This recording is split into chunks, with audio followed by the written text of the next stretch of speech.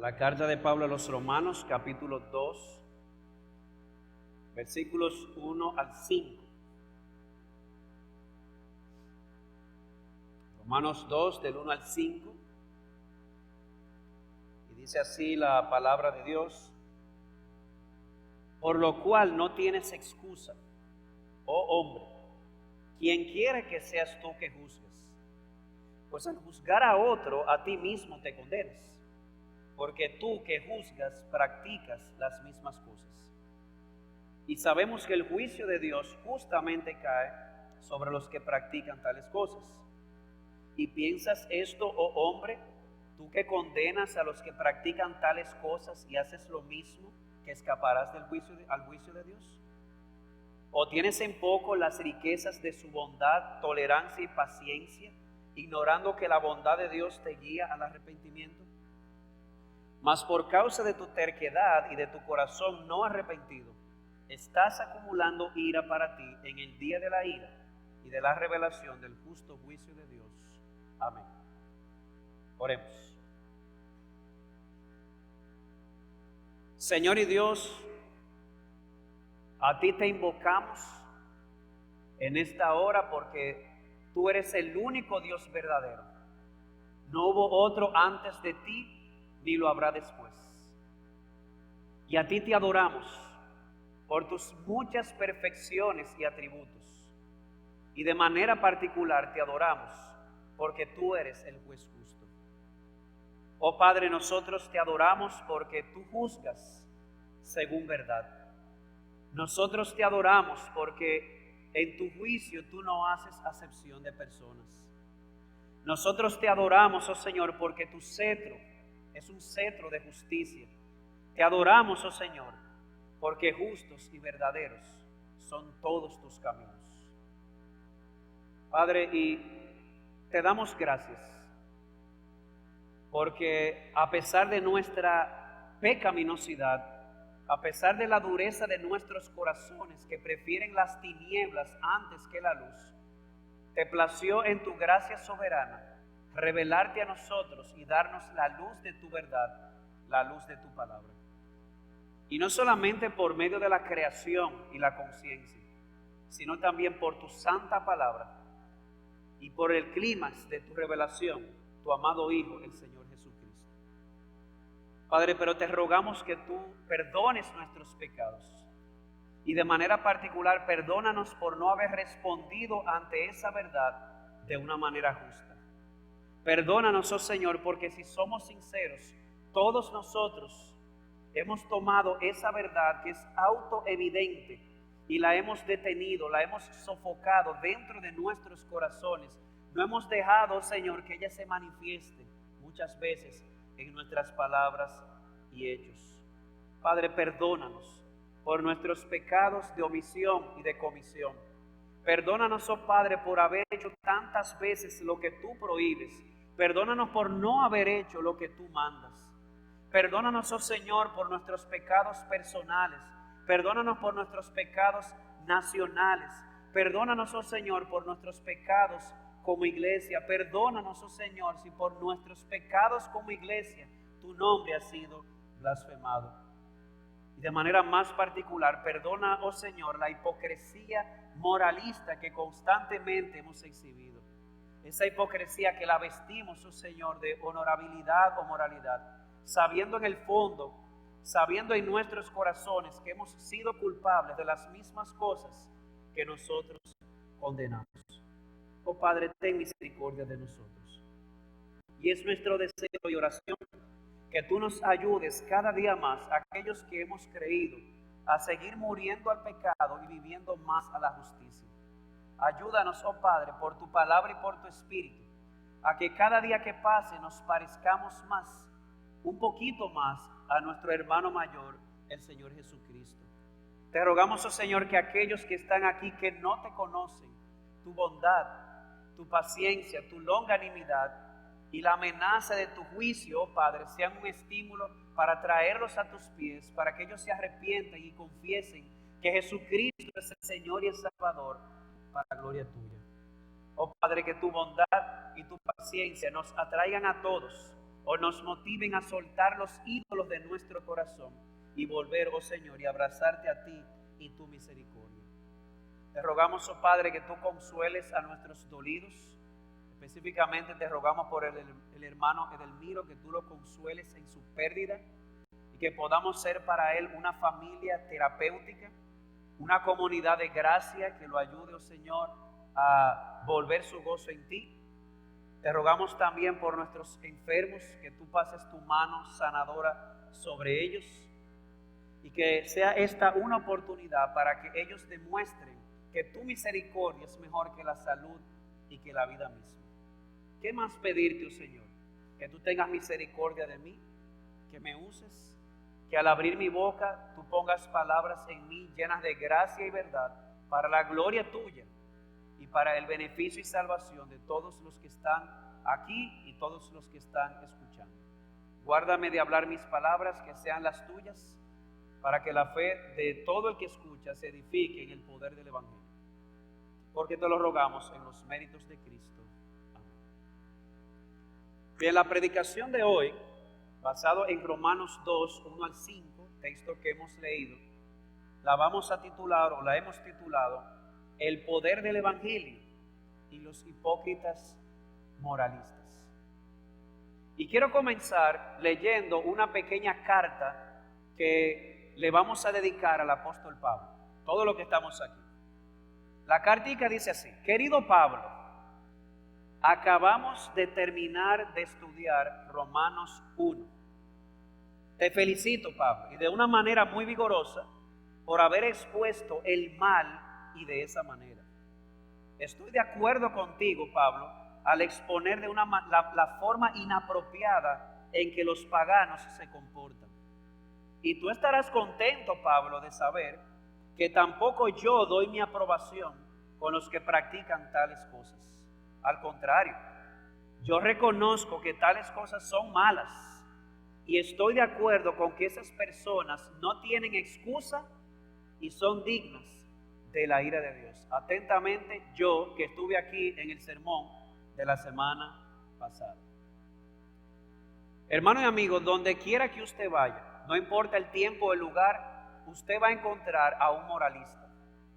Hasta en el tiempo de Pablo, usted hubiese encontrado a un Séneca, que era un moralista estoico. De hecho, era consultor del emperador Nerón. Si usted le hubiese preguntado a Séneca si él estaba de acuerdo con el diagnóstico que Pablo dio en Romanos 1, hubiese estado de acuerdo. Hubiese dicho junto con Pablo: estoy de acuerdo, esos vicios, esos pecados en los paganos hay que denunciarlos, no estoy de acuerdo con ellos.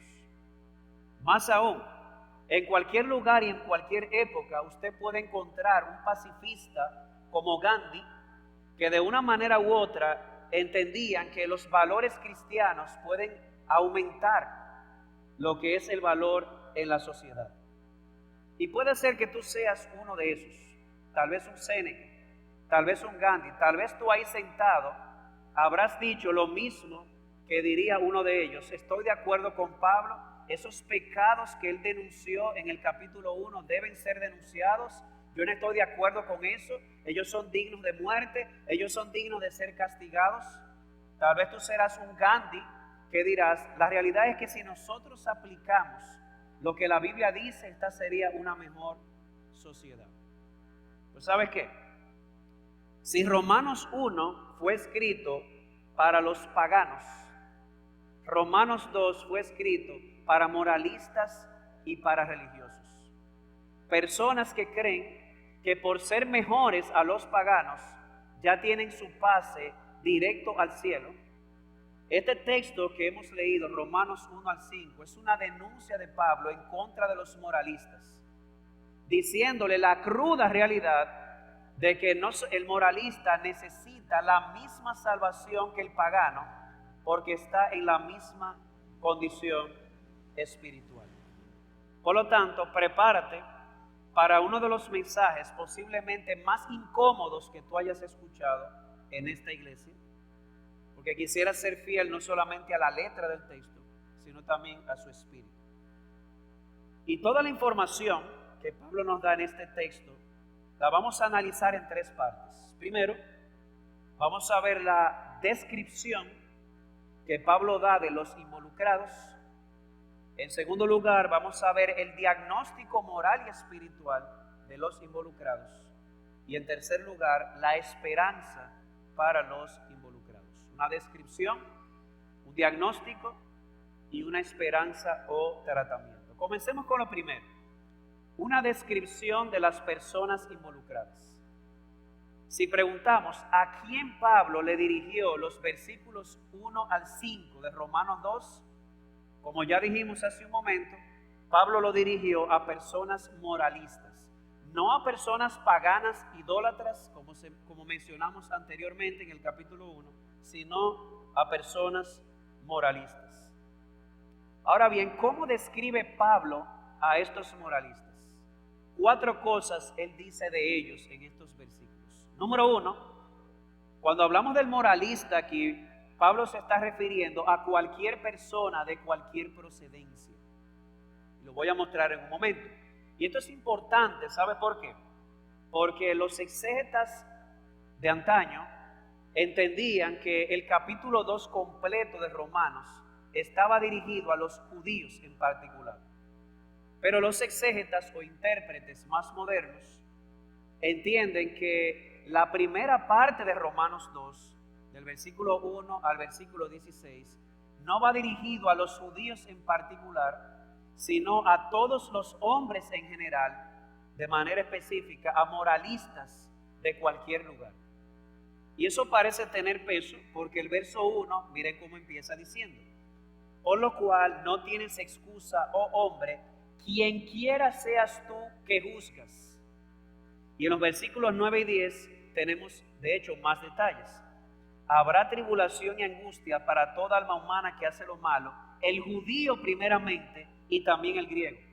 Y el verso 10, pero gloria y honor y paz para todo el que hace lo bueno, al judío primeramente y también al griego. De modo que la frase, quien quiera que seas tú, acompañada por esta declaración que se repite, el judío primeramente y también al griego, nos lleva a la conclusión de que Pablo no está pensando en el judío en particular, sino que está pensando en cualquier persona, sea judío o sea gentil, que cumpla con las cosas que él seguirá describiendo. Y esa es la razón por la cual el mensaje posiblemente se vuelve un poco incómodo y hasta un poco confuso. Porque mientras yo esté predicando, posiblemente usted se preguntará, ¿y a quién le estarán diciendo eso? ¿Al incrédulo o al creyente? Esto va para todos. Lo que vamos a hablar aquí aplica al religioso y al no religioso. El judío representaba a los religiosos, los griegos representaban a los no religiosos. Sea como sea, el mensaje es para todos. Ahora bien, ¿qué más dice Pablo sobre estos moralistas? No solamente que puede ser cualquier persona, sea judío o sea gentil. Pablo también dice de ellos que ellos se identifican con el decreto de Dios. O sea que estamos hablando de una persona de cualquier lugar que se identifique con el decreto de Dios. Pastor, ¿cuál decreto? Mira cómo inicia el versículo 1. Dice, por lo cual. Yo no creo que haya que hacer un genio de la NASA para entender que eso significa que Pablo está continuando con una idea que venía desarrollando. Mira cómo termina el capítulo 1, versículo 32. Los cuales, aunque conocen el decreto de Dios. ¿Cuál decreto? El decreto que dice que los que practican tales cosas son dignos de muerte. ¿Cuáles cosas? Bueno, si usted se va para atrás en el capítulo 1, o recuerda la semana pasada, hablamos de cosas que los paganos practicaban, como la idolatría, la homosexualidad, pero la lista se extiende. Mira el verso 29 al 30, al 31. Estando llenos de toda injusticia, maldad, avaricia y malicia, colmados de envidia, homicidios, pleitos, engaños y malignidad, son chismosos, detractores, aborrecedores de Dios, insolentes, soberbios, jactanciosos, inventores de lo malo, desobedientes a los padres, sin entendimiento, indignos de confianza, sin amor, despiadados. La pregunta es, los paganos, ¿cómo veían todas esas cosas? El verso 32 dice que ellos no solamente las practicaban, también daban su aprobación. Pero el moralista del capítulo 2, ahí está la diferencia con el pagano del capítulo 1. Mientras el pagano del capítulo 1 aprueba todas esas cosas, el moralista del capítulo 2 no las aprueba. Está de acuerdo con el decreto de Dios del capítulo 1, verso 32, que dice que los que practican tales cosas son dignos de muerte. De modo que estamos hablando aquí de una persona moralista que dice, estoy de acuerdo con Pablo, los que practican tales cosas son dignos de muerte. Y aún más, no solamente dicen que están de acuerdo, condenan tales cosas. Versículo 1 nuevamente. Por lo cual no tienes excusa, oh hombre, quien quiera que seas tú que juzgues. ¿Y por qué? Porque al juzgar al otro, a ti mismo te condenas. Porque tú que juzgas, practicas las mismas cosas. ¿Te das cuenta? El pagano practicaba esas cosas y las aprobaba. El moralista de este texto no está de acuerdo con esas cosas. Él está de acuerdo con el decreto de Dios. Él condena la práctica de tales cosas. Así que vuelvo al punto. Pablo se está dirigiendo aquí a una persona de cualquier lugar o a cualquier persona de cualquier lugar que sea moralista, aunque no necesariamente cristiana o regenerada. Pero hay más. Pablo le agrega otra cosa a la descripción de estos moralistas. Y es que por más extraño o increíble que pueda sonar, estos moralistas, a pesar de condenar tales cosas, en lo secreto de sus corazones o en lo secreto de sus habitaciones, practicaban lo mismo que ellos condenaban. ¿Cómo así? Míralo conmigo, verso 1 otra vez. Por lo cual no tienes excusa, oh hombre, quien quiera que seas, judío o gentil.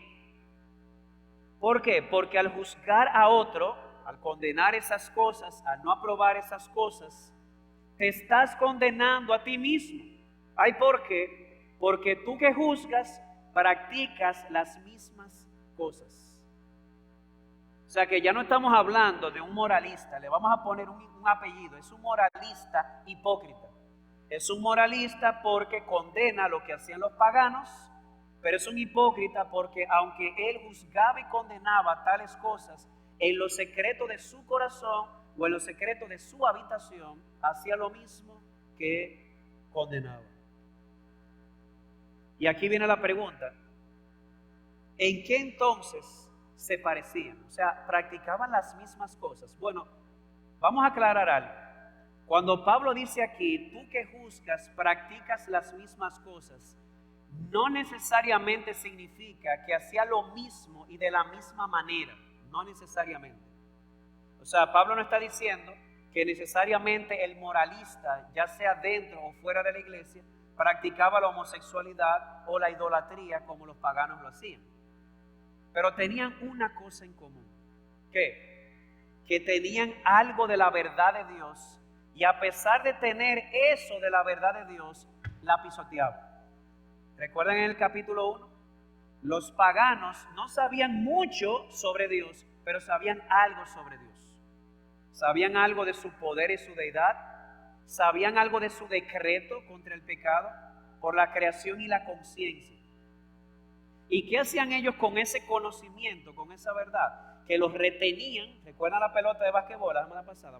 Los retenían injustamente y preferían cambiar eso por la mentira, porque la mentira les permitía seguir viviendo la vida loca. Pero estos moralistas, aunque parezca increíble, hacían exactamente la misma cosa que conocían, no solamente del poder y la deidad de Dios por la creación, conocían también el decreto de Dios contra el pecado y más aún, no solamente lo conocían, es que a diferencia de los paganos, aprobaban ese decreto. ¿Y saben lo que hacían? que a pesar de conocerlo, a pesar de aprobarlo, lo hacían peor, porque en lo secreto lo practicaban. En otras palabras, al igual que los paganos, pisoteaban la verdad que conocían. Aquellos lo pisoteaban de manera verbal, estos moralistas pisoteaban esa verdad de manera secreta, haciendo las mismas cosas o practicando lo mismo. Pero el asunto no termina ahí, ¿eh? El moralista de Romanos 2 no solamente es cualquier persona, judío o gentil, que condenaba el pecado, pero que hacía lo mismo en secreto. El moralista de aquí, cuando tú le cuestionabas por practicar lo que condenaba, él se excusaba, buscaba excusas o justificaciones. Versículo 1. Por lo cual no tienes excusa. O sea, este moralista, sea judío o gentil, decía: yo estoy de acuerdo con el decreto de Dios, ellos son dignos de muerte, ellos deben ser castigados, eso está mal, pero lo hacían en secreto, y cuando tú lo confrontabas buscaban una excusa o una justificación. Por eso Pablo dice: no tienen excusa. ¿Y en base a qué se excusaban? Dos cosas. Primero, notarás el contraste con los paganos del capítulo anterior. Ellos se excusaban bajo el argumento de que los paganos eran peores personas que ellos. ¿Tú has visto eso? Una persona que es sorprendida en adulterio, y cuando tú lo confrontas sabiendo que está mal, dice: pero hay otros que practican homosexualidad y eso es peor. O sea, se excusan bajo el argumento de que hay otros que son peores. Y estos hacían lo mismo. Y no solamente se escudaban detrás de que hay otros peores, usaban el argumento de la bondad y la paciencia de Dios. Mira conmigo el verso 4. ¿O tienes en poco las riquezas de la bondad, tolerancia y paciencia, ignorando que la bondad de Dios te guía al arrepentimiento? En otras palabras, ellos se justificaban o se excusaban diciendo: hay otros peores que yo, pero también usaban la bondad de Dios hacia ellos como un argumento. En otras palabras, mira cómo Dios me ha bendecido, mira todo lo que me ha dado. Eso tiene que significar algo. Tiene que significar que al final Dios aprueba la manera en que yo vivo, aunque esté haciendo lo contrario, ¿verdad? Aunque esté haciendo lo contrario a Dios. Como un pastor que conocí en Estados Unidos, que tenía años en un adulterio, cuando fue descubierto y confrontado, alguien le dijo: ¿por qué nunca buscaste ayuda? ¿Por qué nunca lo confesaste? Y él dijo: es que Dios me había bendecido tanto en el ministerio, la iglesia estaba con tanta gente que yo pensaba que Dios lo estaba pasando por alto. De eso estamos hablando. Un moralista del cual estamos hablando es una persona cualquiera, quien quiera que seas tú, judío o gentil o chino o dominicano, lo que sea, que dice: yo estoy de acuerdo con el decreto de Dios. Esas cosas, esas prácticas del capítulo 1 son condenables, pero en secreto las hacen, y peor aún, cuando los confrontan, buscan excusa de que Dios es bueno y paciente, y buscan la excusa de que hay otros peores que yo. Si fuéramos a aplicar eso a nosotros hoy, ¿a quién le serviría ese anillo? Agárrese de su silla. Bueno, si fuéramos a aplicar eso a nosotros hoy, estaríamos hablando de aquellas personas que tienen la tendencia a ser más duros criticando a otros que a ellos mismos. ¿Has visto eso? Personas que cuando van a juzgar al de afuera usan una regla en metro, pero cuando lo van a juzgar a ellos, no, lo mío no es tan grave, es en centímetros. Y eso se llama hipocresía, es una doble moralidad o un doble estándar. Y si quieres más particulares, Pablo estaba hablando aquí, aplicado en términos contemporáneos, al político que habla mucho de ética y moral, pero en su vida privada vive en la inmoralidad. Pablo se refiere aquí, o habla aquí en sentido contemporáneo, a esos políticos que hablan de pagar impuestos, pero cuando suben al poder hacen malabares para evadir impuestos y hacerse más ricos. Dicen una cosa, pero en lo privado es otra. Pablo está hablando de políticos que hablan de respetar y de la no discriminación, pero no respetan la vida ni siquiera del no nato, de aquel que no se puede defender. Pablo se está refiriendo al político que habla mucho de la corrupción del partido en oposición, pero cuando llevan al gobierno roban igualito y hasta de maneras más sofisticadas. Hablan y no dicen. Estamos hablando de políticos que hablan de la atrocidad del soborno, pero reciben dinero de organismos internacionales, como está sucediendo, y se comportan como perfectas marionetas, siendo gobernadas o guiadas a cosas que ellos mismos saben que están mal y que públicamente ellos la condenan, pero en lo secreto las hacen. Ahora, no pienses que yo me voy a quedar a los políticos. Yo empecé con ellos. Pero estas palabras tienen un rango de aplicación más amplio. Aún personas que están dentro de la iglesia, porque aunque tú no lo sabías, dentro de la iglesia cristiana hay más moralistas que cristianos. Moralistas como los que Pablo describe. Personas que critican la homosexualidad, sin embargo, viven en adulterio o fornicación. En los secretos de su habitación hay una tercera persona, o no respetan la pureza matrimonial. Estamos hablando de una persona que dentro de la iglesia se para con una pancarta a defender el matrimonio como Dios lo ha establecido, pero ni respeta a su esposo y maltrata a su esposa, física o verbalmente. Estamos hablando del religioso o el secular moralista que se para frente a Guacalito con un letrero: con mis hijos no te metas, pero no tienen la más mínima idea de lo que es la paternidad responsable. Estamos hablando del pastor hipócrita que habla mucho de transparencia, de honestidad, pero se roba los diezmos, porque eso pasa también. ¿O vamos a tapar el sol con un dedo? No, jamás. Estamos hablando de la hermana que habla mucho del chisme, pero en el ministerio de oración alimenta las oraciones con el chisme de otros, sacando a la luz esa vergüenza de ese hermano en lugar de protegerlo o cubrirlo. Estamos hablando de ese hermanito de la iglesia que en su trabajo hace muchísima trampa y después dice: no, lo que pasa es que una cosa es la iglesia y otra cosa es la sociedad. No, mi hermano, usted es cristiano en la iglesia y en la calle. El punto es que estamos hablando en términos contemporáneos de personas que dentro o fuera de la iglesia dicen una cosa, dicen yo estoy de acuerdo con lo que dice la Biblia y dicen amén, pero en sus vidas privadas no lo hacen y se excusan. Eso aplica a ti que estás sentado aquí, sea miembro de la iglesia, a mí que estoy parado aquí, porque no crean que esto es tan sencillo para mí. Yo estoy aquí, mis amados hermanos, y le abro mi corazón, hablando de moralidad hipócrita, consciente de que muchísimas veces me he comportado como un moralista hipócrita. Antes de subir, yo siempre le pido: Señor, ayúdame a exponer bien. Y cuando estudié este texto, yo le dije: Señor, ayúdame a vivir bien. La única razón por la cual estoy aquí predicando esto y me atrevo es porque está en la Biblia, pero no me siento digno de decirlo. Pero alguien tiene que decirlo, ¿verdad? Amado hermano, el moralista que está aquí puede ser tú. Puede ser tú que estás sentado y que tienes muchos años aún en la iglesia y que eres más moralista que cristiano. Ahora, eso nos lleva a lo segundo. Yo te dije que iba a ser incómodo, pero es por tu bien y por el mío.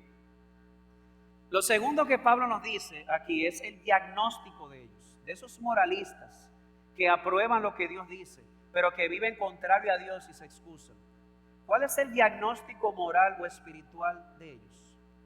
Pablo dice dos cosas. Primero, que son inexcusables. Versículo 2. Por lo cual no tienes excusa, oh hombre, quien quiera que seas tú que juzgues. Pues al juzgar a otro, a ti mismo te condenas, porque tú que juzgas practicas las mismas cosas. ¿Sabes por qué me llama mucho la atención esa frase? Porque Pablo dice exactamente lo mismo del pagano en el capítulo 1. Mira el 1:20 conmigo. Mira lo que Pablo dice de los paganos en el capítulo 1, verso 20. Porque desde la creación del mundo, sus atributos invisibles, su eterno poder y divinidad se han visto con toda claridad, siendo entendidos por medio de lo creado, de manera que no tienen excusa. La misma palabra griega que aquí se traduce como no tienen excusa, es la misma palabra que se usa en el 2:1, cuando al moralista ahora le dice: tú eres inexcusable. El pagano no tenía excusa porque tenía la creación y la conciencia, y a pesar de saber muchas cosas, pisoteaba eso que sabía. Y Pablo dice: y tú también, moralista. No pienses que porque tú juzgas lo que ellos hacen, eso te va a excusar. Tú eres inexcusable. No hay nada que decir, no hay nada que alegar. Mi amado hermano, el pecado no tiene excusa. Punto. Ni siquiera en el moralista. ¿Y por qué? Él da la razón. ¿Por qué es inexcusable? Porque al juzgar a otro, a ti mismo te condenas. ¿Y por qué al juzgar a otros se condenan a sí mismos? Porque tú que juzgas practicas las mismas cosas. En otras palabras, ellos juzgan a los paganos, juzgan a los de fuera, pero no se dan cuenta que están poniendo un cuchillo en su propia garganta. ¿Usted recuerda el caso de David? En 2 de Samuel 2. David, el rey David, el hombre se afició de una tipa. Pero resulta que la tipa, escúcheme la terminología, yo trabajo entre jóvenes, la señora era esposa de uno de sus guardias, de uno de sus soldados. A él no le importó eso, la mandó a buscar, se acostó con ella, le salió en estado, mandó a matar al esposo y después se burla del pueblo ocultando todo eso. Aproximadamente 9 meses después, un profeta es enviado por Dios y le dice: David, te vine a traer un caso para que me ayudes a juzgar. Estoy parafraseando. Ajá, dime. Tú sabes que por mi casa hay un tipo millonario, tipo muy rico, que tiene 100 ovejas. Y el vecino del lado es un hombre pobrecito que tiene una oveja. De hecho, esa ovejita que ellos tienen, la tienen como una mascota, hasta Dolly le llaman. ¿Y qué pasó? Que el de las 100 ovejas, un día le llegó una visita, y en lugar de tomar una de sus propias ovejas y cocinarla para la visita, le tomó la del vecino. David se dio una quilla, mi hermano. Ese hombre hay que castigarlo, ese hombre es digno de pagar, tiene que hacer esto. Y Natán le dijo: espérate, es de ti que yo estoy hablando. David no se daba cuenta de que al juzgar lo que supuestamente había hecho el rico injusto, estaba poniendo un cuchillo en su garganta porque estaba haciendo lo mismo que estaba condenando. De eso estamos hablando. Y una manera de ilustrarlo es con las palabras, o más que palabras, la ilustración utilizada por el famoso pensador del siglo XX, Francis Schaeffer. Tengo mucha admiración por él. Él decía: es como si cada uno de nosotros tiene una grabadora invisible colgada en el cuello. Eso es en su tiempo, y lo vamos a contextualizar. Es como si cada uno de nosotros tiene en su bolsillo un celular en el modo grabar activado. Y ahí se está grabando todo lo que tú y yo decimos acerca de cómo se debería vivir. Cada vez que tú dices: eso está mal lo que hizo el político, eso queda ahí grabado. Cada vez que tú dices: eso está mal lo que hizo el vecino, eso queda ahí grabado. Y en el día del juicio, el juez supremo, Dios, dirá: permisito, y va a sacar ese celular del bolsillo y lo va a poner a correr. ¿Y sabe lo que va a suceder? Que vas a ser hallado sin excusa. Eres inexcusable. ¿Por qué? Porque estás haciendo las mismas cosas que tú condenas. Tú tienes un estándar y lo dices con tu boca, pero cuando se trata de tu vida, el estándar que tú dices y el estándar en el que vives es muy diferente. De modo que si no hay un cambio, eres inexcusable, dice Pablo. No hay excusa. Y no solamente eso, Pablo no solamente dice de ellos que son inexcusables, Pablo también dice que no escaparán. No escaparán. Versículo 3. ¿Y piensas esto, oh hombre, tú que condenas a los que practican tales cosas y haces lo mismo, que escaparás al juicio de Dios? Y es aquí donde choca la presunción con la verdad. ¿Cuál es la presunción aquí? Ellos tienen una idea errada en su mente. Fíjate que él dice en el verso 3: y piensas. Esa palabra es interesante. Entonces, ¿sabe lo que significa esa palabra en el original? La palabra significa razonar, rotular, darle mente, calcular. ¿Usted ha visto una persona cuando empieza a especular que el dólar va a subir y quiere cambiar unos pesos? Está pensando, va a ser así. O el hombre que quiere abrir un negocio está especulando y calculando y razonando. No, pero si yo hago esto, voy a obtener esta ganancia. Pero nada más él lo piensa porque nadie más se lo dice. De la misma manera, estas personas, ellos piensan, razonan, especulan que ellos pueden vivir de la misma manera que los paganos y que al final no va a suceder absolutamente nada. Ellos piensan que pueden vivir igual que un gentil y que al final ellos van a escapar del juicio de Dios. Eso se llama especulación. Eso no es la verdad. Esa no es la realidad. Mi amado hermano, es presunción creer que tú vas a obtener resultados distintos viviendo de la misma forma. ¿Y sabes por qué? Porque esta es la verdad. Versículo 2. Y sabemos que el juicio de Dios justamente cae sobre los que practican tales cosas. Me gusta mucho cómo lo pone la Reina Valera del 60. El juicio de Dios contra los que practican tales cosas es según verdad. Ahí está la diferencia. Una cosa es lo que el hombre piensa y especula, y otra cosa es la verdad. Tú piensas o especulas que vas a ser la excepción. Dios va a ser una excepción conmigo. Y la verdad es esta, que el juicio de Dios no se basa en especulaciones, se basa en la verdad.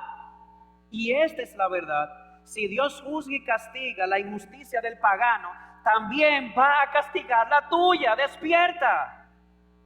¿Por qué? Porque Dios juzga según verdad. El juicio de Dios no se basa en especulaciones, se basa en la verdad, se basa en la evidencia. Y esta es la evidencia, que si practicas las mismas cosas y no hay un cambio en tu vida, al final tu destino será el mismo que el del pagano. No escaparás del justo juicio de Dios. Créeme, mi hermano, que es incómodo, pero dice Pablo, no yo. Y tu conciencia sabe que es así, porque tú y yo en el fondo aborrecemos y odiamos la hipocresía en otros. Lo que pasa es que no nos damos cuenta que nosotros somos hipócritas también, porque decimos una cosa y hacemos otra. Así que la pregunta de Pablo es esta: tú que condenas eso y haces lo mismo, ¿en serio? Tú que sabes que el juicio de Dios es según verdad, ¿en serio tú crees que vas a escapar de la ira de Dios en el día del juicio? Mi hermano, corrige tu idea porque estás mal. Así que tú, amado oyente, seas religioso o no, esta es la verdad. Eres inexcusable. Porque al igual que el pagano, tienes la creación y tienes la voz de la conciencia. Y más aún, además de la creación y la conciencia, tú, si eres dominicano, tienes la Biblia al lado. De hecho, esta nación se erigió sobre principios cristianos, al punto de que la Biblia está abierta en el mismo centro de nuestra bandera, en el escudo. Así que tú, quien quiera que seas dominicano, seas de la iglesia o no de la iglesia, eres inexcusable si condenas esas cosas y las practicas. ¿O qué tú crees? ¿Que porque tú no estás de acuerdo con lo mal hecho, eso te va a justificar delante de Dios? ¿O qué tú crees? ¿Que porque hay otras personas que son peores que tú, eso te va a justificar en el día del juicio? ¿O qué tú crees? Que porque Dios es paciente y misericordioso, en aquel día Él va a ser la excepción contigo. No, estás calculando mal, porque el juicio de Dios no es según tu criterio, no es según tu especulación o tu capricho, es según la verdad. Dios no hará la excepción contigo, porque en Dios no hay cuñas políticas, tan sencillo como eso. No va a haber una excepción contigo, porque Dios no puede ser manipulado. No habrá impunidad. Una frase que está muy de moda entre nosotros. No habrá impunidad en el juicio de Dios. Pastor, pero usted está hoy... No, yo no, Pablo. Pero suena tan duro como el juicio que él hizo contra los paganos.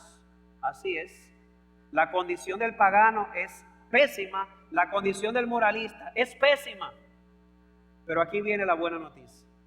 Así como hay esperanza para el pagano en el poderoso evangelio, también hay esperanza para el moralista hipócrita. ¿Cuál es esa esperanza? Verso 4. ¿O tienes en poco las riquezas de su bondad, tolerancia y paciencia, ignorando que la bondad de Dios te guía al arrepentimiento? Hay una salida, hay una manera de escapar al juicio de Dios, hay una manera de escapar a la ira de Dios en el día del juicio. Y esa manera se resume a esto: arrepentimiento. Dios no exige perfección moral, pero Dios exige arrepentimiento. ¿Y qué es el arrepentimiento? Bueno, es verdad que la palabra arrepentimiento en griego es metanoia, que significa un cambio de mente, un cambio en la manera de pensar. Pero ¿sabes qué? Según este texto, el arrepentimiento no se queda a un cambio de mente. Te lo voy a mostrar. Vamos a tomar al moralista del que estamos hablando. Si tú le preguntas al moralista, ¿tú crees que esas cosas que los paganos hacen están bien? ¿Qué te dirá el moralista? No. ¿Tú las apruebas? No. ¿Tú las condenas? Sí. ¿Tú crees que eso merece el juicio de Dios? Sí. ¿Esa es una forma correcta de pensar? Sí. Esa es la verdad. El problema de ellos no es que condenaban esas cosas, porque si tú no condenas esas cosas, las estás aprobando. El problema de ellos no estaba en su forma de pensar. El problema estaba en que había una disociación entre lo que creían y lo que hacían. Ellos seguían practicando las mismas cosas. Por lo tanto, el arrepentimiento no es solamente un cambio en la forma de pensar, es un cambio en la forma de vivir. ¿Recuerdan a Juan el Bautista? Cuando vinieron muchísimos judíos y le dijo, generación de víboras, huyan y escapen de la ira de Dios que se acerca. Y no me vengan a mí diciendo, dice Juan, que ustedes son hijos de Abraham. A mí no, parafaseado, no me vengan a mí diciendo que tú perteneces a una iglesia, ni que tú naciste en una familia cristiana. No me venga con eso. Si quieres escapar de la ira venidera, tienes que dar frutos dignos de arrepentimiento. ¿Y qué significaba eso? Juan le dijo a los ladronazos, dejen de robar. No es solamente decir robar es malo, deja de robar. Y luego les dijo a los militares, a los policías de hoy militares, no es solamente decir está mal maltratar a la gente, deja de maltratarlo, deja de sobornar, deja de estar picoteando y haciéndolo injusto. Arrepentimiento es más que cambiar de mente, es un cambio de vida. Y Pablo dice aquí, hay una manera de escapar a la ira de Dios en el día del juicio. Y esa manera es el arrepentimiento. Dios tiene que cambiar tu mente, Dios tiene que cambiar tu vida. Tienes que cambiar de vida, debes de dejar de practicar las cosas que practicabas en el tiempo de tu ignorancia. ¿Y por qué? ¿Por qué arrepentirme? Verso 4. Tienes en poco las riquezas de su bondad, tolerancia y paciencia. La razón por la cual tú deberías arrepentirte no es solamente porque la ira de Dios se acerca. La más grande motivación a tú dejar el pecado y volver a Dios es esta: Dios es bueno. La bondad de Dios, la paciencia de Dios. Vamos a hablar de la bondad. ¿Tú sabes las veces que yo he pecado esta semana? Y Dios me sigue dando calzado, me sigue dando ropa, me sigue dando comida, me sigue dando el disfrute de las cosas hechas. Dios es bueno. Y si vamos a hablar de paciencia, mi hermano, si somos sinceros, Dios no debería tolerar lo que nosotros hacemos, pero Él es paciente, lento para la ira, grande en misericordia, porque Él no quiere que ninguno perezca, sino que todos procedan al arrepentimiento. Así que la bondad, la paciencia de Dios debería ser el más grande incentivo para que te arrepientas. Cuídate de no hacer como el moralista hipócrita, que usa esas cosas para lo contrario, para justificar el pecado. No, usa esas cosas para abandonar el pecado y volver a Dios. De modo que la única manera de escapar de ese juicio es el arrepentimiento, ese cambio de mente, ese cambio de vida que viene como resultado de haber gustado la bondad, la paciencia y la misericordia de Dios. Pero claro, la triste realidad es que existe una posibilidad contraria y lamentable. ¿Cuál? Que la persona decida escuchar esto y no arrepentirse. Verso 5.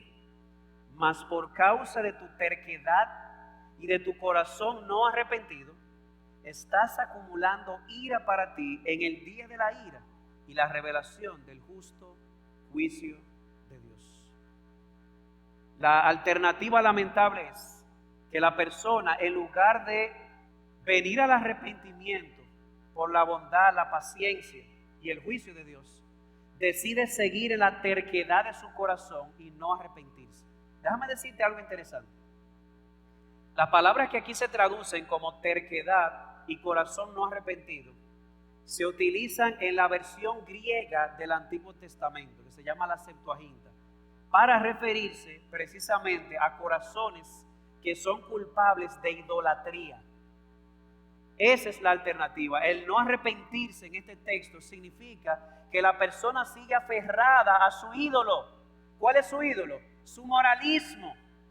Pero también ese pecado secreto que está acariciando y no quiere soltar. Dice, eso está mal, pero en los secretos de su corazón, en los secretos de su habitación, se rehúsa a abandonar ese ídolo y el ídolo de la moralidad. Arrepentirse significa: deshazte de ese ídolo y vuelve a Dios.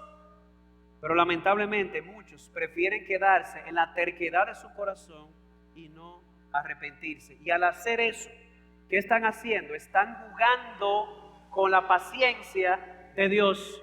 Están menospreciando la paciencia de Dios, como dice el verso 4. ¿O tienes en poco las riquezas de su bondad? Cada vez que una persona rehúsa arrepentirse, está jugando con la bondad y la paciencia de Dios. ¿A usted le gusta que le tomen el pelo? ¿Verdad que no? A Dios tampoco. Dios no puede ser burlado. Y cada vez que tú disfrutas de sus bendiciones, cada vez que tú respiras un poco más de oxígeno en este mundo y disfruta lo que Dios ha creado y disfruta más de su paciencia, pero no te arrepientes, estás desafiando a Dios, estás jugando con su buena voluntad. Por esa razón, el resultado de los que no se arrepienten es lo que dice el verso 5. En su última parte: estás acumulando ira para ti en el día de la ira y de la revelación del justo juicio de Dios. La semana pasada hablábamos de la ira de Dios demostrada a una persona entregándola a su maldad. Pero ¿sabes qué? Esa no es la manera final y decisiva en la que la ira de Dios se va a manifestar. Viene un día, se acerca un día y te puedes burlar. Se burlaron de Noé cuando decían lo mismo, pero el diluvio vino. Se acerca un día en el cual Dios juzgará al mundo por un hombre y dio pruebas de ello al resucitarle de entre los muertos. Ese hombre es Jesús. Y ese día Él sacará a la luz los secretos de los corazones, como dice el capítulo 2, verso 15. Y cada uno será juzgado conforme a sus obras. Salvos por fe, pero juzgados por las obras. Las obras pondrán en evidencia en quién creíste. Las obras pondrán en evidencia a quién te aferraste. Y ese día la ira de Dios se manifestará en todo su esplendor, sobre todo contra aquellos que prefirieron darle la espalda y jugar con su bondad y su paciencia. Y cada día que pasa y no te arrepientes, acumulas más ira y más ira y más ira para ese día. Cada día que pasa que tú no te arrepientes, y recuerda, yo no estoy hablando solo de incrédulos, yo estoy hablando de uno que está aquí sentado, que dice ser cristiano y que es más moralista que cristiano y sigue aferrado a su pecado. Si no das la espalda al pecado y buscas a Dios y buscas abandonar, sigues acumulando ira para el día de la ira, sigues acumulando intereses en el mal sentido para ese día. Así que, amado oyente que me escuches, profesa ser cristiano o no, dígase religioso o no dígase religioso, al final se acerca el día de la ira y no creas que Dios va a tolerarte o no creas que Dios va a hacer una excepción contigo. No. Que la bondad, la paciencia y la longanimidad, que significa la paciencia extrema de Dios, derriben esa obstinación y ese orgullo de tu corazón y te lleven al arrepentimiento. Y como decía hace un rato, arrepentimiento es más que alzar tu voz en contra de lo injusto. Arrepentimiento es darle la espalda a lo injusto y volver a Dios. Saca de tu mente esa idea de que hay otros peores que tú. Saca de tu mente que esa prosperidad que Dios te ha dado es evidencia de que Él aprueba lo que tú haces o que hará la excepción contigo. No, si no te arrepientes, perecerás igual que los paganos, dice Pablo. Así que si has oído hoy la voz de Dios, yo te ruego, no yo, la Escritura, no endurezcas tu corazón como el de Faraón. Suelta ese ídolo que tienes oculto, ya sea ese pecado que no dejas de practicar, Suelta ese ídolo oculto que puede ser tu moralismo o tu pantalla de presentarte como una persona digna ante la sociedad. Suelta eso y sal corriendo, da la vuelta. Eso es arrepentimiento, volver a Dios. Sal corriendo donde Él, clamando por misericordia, no diciéndole toma Dios, sino diciéndole dame. ¿Sabe por qué? Porque la ira de Dios cayó sobre Jesucristo en la cruz del Calvario hace 2000 años. ¿Sabe para qué? Para que no caiga sobre ti. Hay una manera de escapar de la ira venidera. Arrepiéntete de tus pecados y sal corriendo a la cruz de Jesucristo, quien dijo en la cruz del Calvario: Dios, ¿por qué me has desamparado? Para que tú no tengas que decirlo por toda la eternidad. Que se bebió la copa de la ira de su Padre en la cruz, para que tú te bebas la copa de bendición. De modo que, seas pagano o seas un moralista hipócrita, hay solución en el Evangelio para ti y para mí. Que al Señor sea la gloria. Vamos a orar. Padre, te damos gracias por la transparencia y la claridad de tu palabra.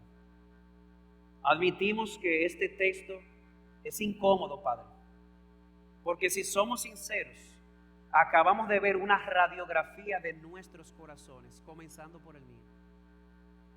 Padre, perdónanos por las veces que hemos emitido juicios condenatorios contra otros y hemos hecho exactamente lo mismo que condenamos. Ten misericordia de nosotros. Nos arrepentimos en polvo y silicio y nos amparamos, oh Señor, en tu misericordia, confiando en la promesa que tú has hecho de que Jesucristo cargó los pecados de todos nosotros. Padre, te rogamos que tu bondad, tu paciencia y tu longanimidad nos lleven, oh Señor, a soltar el ídolo y a aferrarnos a ti en Jesucristo. Te rogamos, oh Señor, que si hay alguien aquí que no te conoce, sálvalo. Que si hay alguien aquí que dice ser creyente, pero es más un moralista como estos, sálvalo, Señor. Sálvanos, síguenos salvando de nuestra propia obstinación y de nuestra propia hipocresía. Porque te lo rogamos en los méritos de Cristo. Amén.